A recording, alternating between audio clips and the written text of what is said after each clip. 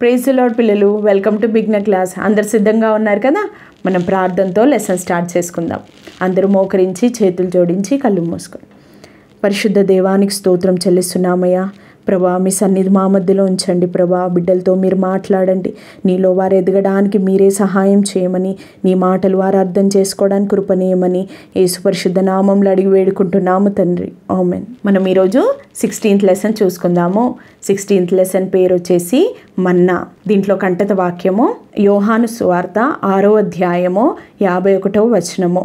పరలోకము నుండి దిగి వచ్చిన జీవాహారమును నేనే. John 6th chapter 51 verse. I am the living bread that came down from heaven. ఈ లెసన్లో మనం నేర్చుకొనబోయే విషయం ఏంటంటే, తన ప్రజలకు కావలసిన సమస్తమును దేవుడు దయచేయగల సమర్థుడు, శక్తిమంతుడు. God is able to provide everything to his people need. ఈ లెసన్లోనికి వెళ్ళబోయే ముందు మనం లాస్ట్ లెసన్లో ఏం నేర్చుకున్నామో కొన్ని విషయాలు మనం చూద్దాము. ఇజ్రాయేలీలు ఎర్ర సముద్రం దాటుట. దాంట్లో ఇజ్రాయెల్ ప్రజలందరూ ఐగుప్తుని విడిచిపెట్టి మోషే యొక్క నాయకత్వంలో వారి ప్రయాణాన్ని మొదలుపెట్టారు కదా. అయితే ఈ విధంగా వారు ప్రయాణిస్తూ ఉండగా ఎర్ర సముద్రం దగ్గరికి వచ్చారు. అయితే వారు వెనకల ఫరో అతని 600 రథములు ఇంకా అతని సైన్యంతో ఇజ్రాయెల్ ప్రజల్ని తరుముతూ ఉన్నాడు కదా. అయితే ఈ విధంగా ఇజ్రాయెల్ ప్రజల ముందేమో ఎర్ర సముద్రం, వెనకల ఫరో సైన్యం, కుడికి ఎడమకి పర్వతాలున్నాయి. ఆ విధంగా ఇజ్రాయెల్ ప్రజలకి తప్పించుకోవడానికి మార్గం లేదు. ఆ సమయంలో దేవుడు అద్భుతంగా వారికి ముందు ఒక మార్గం సిద్ధపరిచాడు. ఆ ముందున్న ఎర్ర సముద్రాన్ని దేవుడు పాయలుగా చేసి ఒక ఆరిన నేలని ఏర్పరిచాడు. అయితే ఆ విధంగా ఇజ్రాయెల్ ప్రజలందరూ కూడా ఆరిన నేల గుండా బయలుదేరి వారు ఒడ్డునకు చేరుకున్నారు. అయితే వెనకల తరుముకుంటూ వస్తున్న ఫరోని అతని సైన్యాన్ని మొత్తాన్ని సముద్రంలో దేవుడు ముంచేశాడు. ఈ విధంగా ఇజ్రాయెల్ ప్రజలందరినీ దేవుడు రక్షించిన దానిని బట్టి వారందరూ కూడా దేవుణ్ణి స్తుతించారు. అయితే ఈ విధంగా ఎర్ర సముద్రం దాటిన తర్వాత తిరిగి వారు ప్రయాణాన్ని మొదలు పెడతారు. వారు ప్రయాణానికి ముందు నడిపించడానికి పగలు మేఘస్తంభాన్ని, రాత్రి అగ్నిస్తంభము వారికి ఇచ్చాడు దేవుడు. ఆ మేఘస్తంభం అగ్నిస్తంభము ఎప్పుడైతే ముందుకు బయలుదేరుతుందో వాళ్ళు కూడా వారి ప్రయాణం కొనసాగించేవారు. ఎప్పుడైతే ఆ మేఘస్తంభం అగ్నిస్తంభం ఒక చోట ఆగుతుందో అప్పుడు ఆ ప్రజలందరూ కూడా ఆ చోట ఆగుతారు. ఈ విధంగా వారు ప్రయాణిస్తూ ఉండగా వారు ఒక ప్రాంతానికి వచ్చారు. అది అరణ్య ప్రాంతము. ఇక్కడ ఇజ్రాయెల్ ప్రజలందరూ ఐగుప్తుని విడిచిపెట్టి ఎర్ర సముద్రం దగ్గరికి వచ్చి అది దాటి తర్వాత వారు ఇది అరణ్య ప్రాంతము. ఈ ప్రాంతం పేరు సీను అనే అరణ్య ప్రాంతానికి వచ్చారు. ఈ ప్రాంతంలో ఇజ్రాయెల్ ప్రజలందరూ అక్కడ నివసించారు, అక్కడ ఆగారు వారు. ఆ విధంగా ఆ అరణ్య ప్రాంతము ఏ విధంగా ఉందంటే, అరణ్య ప్రాంతంలో పంట పండుతుందా? పంట పండదు కదా. అక్కడ ఆహారం దొరకదు, అక్కడ ఏమీ ఉండదు కదా. అయితే ఆ ప్రాంతంలో ఇజ్రాయెల్ ప్రజలందరూ ఉన్నారు. అయితే ఆ ఇజ్రాయెల్ ప్రజల్ని దేవుడు ఎలా వారికి ఆహారం ఇచ్చి పోషించాడో మనం ఈ లెసన్లో నేర్చుకుందాం. ఈ విధంగా సీను అరణ్యం దగ్గరికి వచ్చిన తర్వాత అక్కడ ఇజ్రాయెల్ ప్రజలకి తినడానికి ఆహారం ఉండదు, వారికి ఆకలేస్తుంది. అయితే వారు ఐగుప్తులో ఉన్నప్పుడు వారు తినిన ఆహారం అంతా వారికి జ్ఞాపకం వస్తుంది. అందుని బట్టి వారు మోషే అహరోను దగ్గరికి వెళ్ళి వారు సనుగుతారు. మమ్మల్ని ఎందుకు ఇక్కడికి తీసుకొచ్చారు? ఐగుప్తులో మాకు ఆహారం దొరికేది కదా, మమ్మల్ని ఎందుకు ఇక్కడ తీసుకొచ్చారని మోషే అహరోను మీద వారు సనుగుతారు, గునుగుతారు, కంప్లైంట్స్ చెప్తారు. ఈ విధంగా ఉంటుండగా మోషే దేవునికి ప్రార్థన చేశాడు. దేవునికి ప్రార్థన చేసినప్పుడు దేవుడు ఆకాశము నుంచి నేను ఆహారంని కురిపిస్తానని దేవుడు చెప్పాడు. ఎంత అద్భుతం కదా. మనము ఆకాశం నుంచి నీళ్లు పడడం చూసాం కానీ ఆహారం పడడం చూసామా? చూడలేదు కదా. కానీ ఇజ్రాయేలీలు చూడబోతున్నారు. ఈ విధంగా దేవుడు వారి ఇంటి చుట్టూ ఆకాశం నుంచి ఆహారంను కురిపిస్తానని చెప్పాడు. దానిని ఏ విధంగా సమకూర్చాలో వారికి ఆజ్ఞ ఇచ్చాడు. అది ఎలా అంటే, ప్రతిరోజు ఉదయం వారు లేవగానే ఇంటి చుట్టూ ఉన్న ఆహారాన్ని తీసుకొని రావాలి. ఏ రోజుకి ఆ రోజే, అంటే ఒక్కరోజు వరకే వారి ఆహారాన్ని కూర్చుకోవాలి, అంటే గ్యాదర్ చేసుకోవాలి. మరుసటి దినం కొరకు వారి ఆహారాన్ని కూర్చుకోకూడదు. ఈ విధంగా వారు 6 దినాలు, అంటే వారంలో 6 దినాలు ఈ విధంగా ఆ రోజుకు మట్టికే వారు కూర్చుకోవాలి. 7వ దినమున మాత్రము అది విశ్రాంతి దినము. ఆ రోజు ఎవ్వరు పని చేయకూడదు. దానిని బట్టి ఆ 7వ దినం కొరకున్న ఆహారంకి వారు 6వ దినంనే రెండింతలుగా, అంటే మరుసటి దినం కొరకు కూడా 6వ దినంనే వారు సమకూర్చి పెట్టుకోవాలని దేవుడు ఆజ్ఞ ఇచ్చాడు. దేవుడు చెప్పిన విధంగా రాత్రి సమయమందు వారికి ఆకాశం నుంచి ఆహారం కురిసింది. ఉదయంన లేవగానే వారి ఇంటి ముందర తెల్లగా ఈ విధంగా మంచు వలె కనబడింది. ఆ మంచు కరిగినప్పుడు వారికి దాని లోపల కొత్తిమీర గింజ వలె గుండ్రంగా తెల్లగా కనబడింది. ఇది చూసినప్పుడు అక్కడున్న ప్రజలందరూ ఒకరితో ఒకరు ఇదేమి అని వాట్ ఈజ్ ఇట్ అని అనుకున్నారు. హెబ్రీ భాషలో ఇదేమి అనంటే మన్నా. దీనికి వారు మన్నా అని పిలిచారు.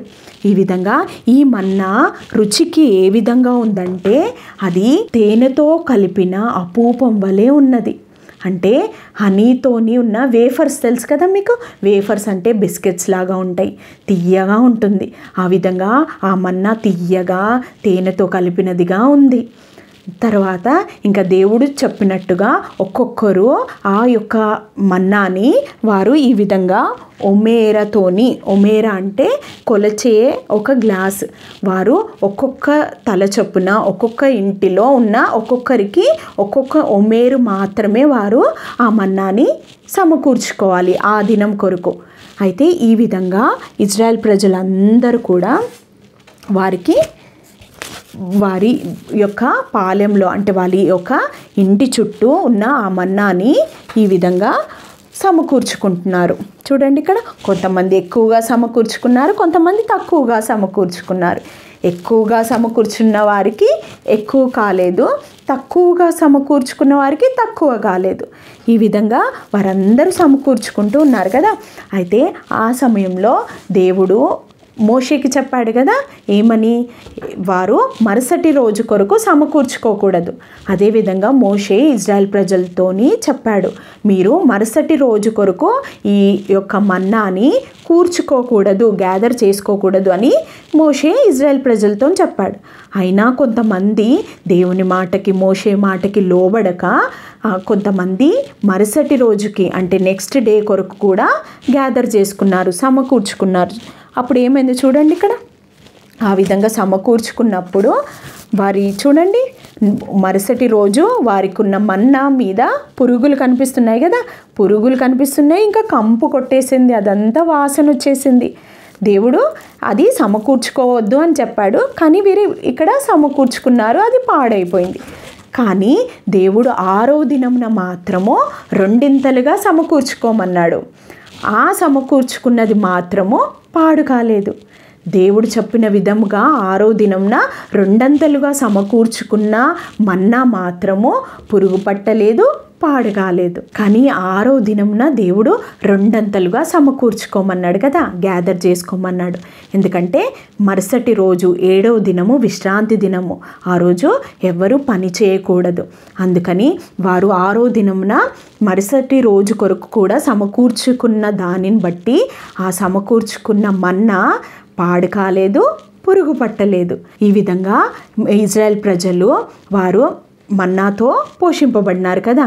తర్వాత వారు 40 సంవత్సరాలు ఈ విధంగా ప్రయాణం చేస్తూ చివరికి దేవుడు వాగ్దానం చేసిన కానాను దేశానికి వారు చేరుకున్నారు. ఆ కానాను దేశం చేరుకున్న తర్వాత అక్కడ వారు పంటను పండించడం, ఇంకా ఆహారంని సమకూర్చడం, ఆ విధంగా చేసే వరకు ఆ 40 సంవత్సరాలు కూడా దేవుడు వారిని ఈ ఆకాశం నుంచి ఆహారాన్ని కురిపించాడు, అంటే మన్నాను కురిపించి వారికి పోషించాడు. ఈ విధంగా దేవుడు 40 సంవత్సరాలు ఇజ్రాయెల్ ప్రజల్ని మన్నాతోని పోషించాడు. ఇంతవరకు లెసన్ మీకు అర్థమైందని నమ్ముచున్నాను. ఇప్పుడు మనము దీంట్లో 2 పాయింట్స్ నేర్చుకుందాము. ఫస్ట్ది, తన ప్రజలకు కావలసిన సమస్తమును దయచేయగల శక్తివంతుడు మన దేవుడు. ఏ విధంగా అయితే ఇజ్రాయెల్ ప్రజల్ని అరణ్యంలో, అంటే అక్కడ పంట పండదు, ఆహారం దొరకదు కదా, అయినప్పటికీ దేవుడు ఎంతో అద్భుతంగా వారికి మన్నానిచ్చి వారిని పోషించాడు కదా. అదేవిధంగా దేవుడు నిన్ను కూడా పోషించగల శక్తిమంతుడు. ఏ విధంగా అయితే మనం ఆకాశ పక్షుల్ని చూస్తున్నప్పుడు ఆ ఆకాశ పక్షులు పంట పండిస్తుందా? విత్తనాలు విత్తవు, పంటని కోయదు కదా ఆకాశ పక్షుల్ని. అయినప్పటికీ వాటిని దేవుడు పోషిస్తున్నాడు. అయితే మీరు దానికంటే ఎంతో విలువైన వారు. ఆ ఆకాశ పక్షుల కంటే మీరు దేవుని దృష్టిలో ఎంతో విలువైన వారు. అయితే మిమ్మల్ని తప్పకుండా మీకు ఏది అవసరమో దానిని దేవుడు తప్పకుండా సమకూర్చే శక్తిమంతుడు. రెండో పాయింట్ ఏంటంటే, ఇజ్రాయెల్ ప్రజలు మన్నాతోని పోషింపబడినారు కదా. ఆ యొక్క ఈ మన్నా పరలోకం నుంచి దిగి వచ్చిన మన ప్రభువైన యేసుక్రీస్తుకి సాదృశ్యంగా, అంటే పోలికగా ఉంది. ఏ విధంగా అయితే ఇజ్రాయెల్ ప్రజలు మన్నాను బట్టి వారు పోషింపబడినారు కదా, వారు మన్నాను తిన్న కారణం బట్టి వారు శారీరకంగా జీవించినారు, వారు బ్రతికినారు. అదేవిధంగా మీ యొక్క ఆత్మ ఉంది కదా, ఆ ఆత్మ పాపంను బట్టి చనిపోయింది. ఆ ఆత్మ బ్రతకాలి అని అంటే మీరు ఆ పరలోకము నుంచి దిగి వచ్చిన నేనే జీవాహారం అన్న ఆ యేసు ప్రభువుని మనం తినాలి. అదే విధంగా ఏ విధంగా అంటే, యేసు ప్రభు సిలువలో మన పాపము కోసం ఆయన సిలువలో మరణించాడు, సమాధి చేయబడ్డాడు, 3వ దినంన సజీవుడిగా తిరిగి లేచాడు. ఆ యేసు ప్రభువుని మనము అంగీకరించాలి, ఆయన యందు మనం విశ్వాసం ఉంచాలి. అప్పుడు మన ఆత్మ బ్రతుకుతుంది, అప్పుడు మన ఆత్మ జీవిస్తుంది. ఈ విధంగా జీవిస్తున్న నీ ఆత్మ దేవుని మాటలు విని ఇంకా ఆయనలో ఎదుగుతూ ఉండాలి. ఆ జీవాహారమైన ఆ యేసు ప్రభు యొక్క మాటలు వింటూ నువ్వు ఆయనలో రోజు ఎదుగుతూ ఉండాలి. ఈ లెసన్ యొక్క యాక్టివిటీ ఏంటంటే, మీరందరూ ఈ విధంగా బాస్కెట్ లాగా పేపర్ను కత్తిరించి అతికించండి. దాని మీద గమ్ పెట్టి దాని మీద కొత్తిమీర గింజలు ఉంటాయి కదా, కొరియాండర్ సీడ్స్ అతికించి దానిపైన కాటన్ అతికించాలి. ఆ కాటన్ అంటే మన్నాలాగా మీరు ఇది చేయాలి. దాని మీద ఒకవేళ మీరు ఇంగ్లీష్లో రాసినట్లయితే God is able to provide everything to his people need. ఒకవేళ తెలుగులో రాసినట్లయితే తన ప్రజలకు కావలసిన సమస్తమును దేవుడు దయచేయగల సమర్థుడు అని ఈ విధంగా చేసి మీ యాక్టివిటీ బుక్లో అతికించండి. దేవుని చిత్తం అయితే నెక్స్ట్ సండే స్కూల్ క్లాస్లో మనము ఎరికో గోడలు కూలుట అనే లెసన్ చూసుకుందాం. ఇప్పుడు ప్రార్థన ద్వారా ఈ యొక్క క్లాస్ని ముగించుకుందాం. అందరూ మోకరించి చేతులు జోడించి కళ్ళు మూసుకోండి. పరిశుద్ధ దేవానికి స్తోత్రం చెల్లిస్తున్నామయ్యా. ఇంతవరకు మీరు మాతో మాట్లాడిన ప్రతి మాటకే నీకు వందనాలు ప్రభువా. నీ మాటలు మా జీవితంలో పనిచేయున్నట్లుగా సహాయం చేయండి. మీరే మా కొరకు పరలోకం నుంచి దిగి వచ్చిన జీవాహారమని మేము నమ్ముచున్నామయ్యా. మమ్మల్ని బ్రతికించండి. ఈ చిన్న బిడ్డలకి నీ మాటలు అర్థం చేయించమని యేసు పరిశుద్ధ నామంలో అడిగి వేడుకుంటున్నాం తండ్రి. ఆమెన్.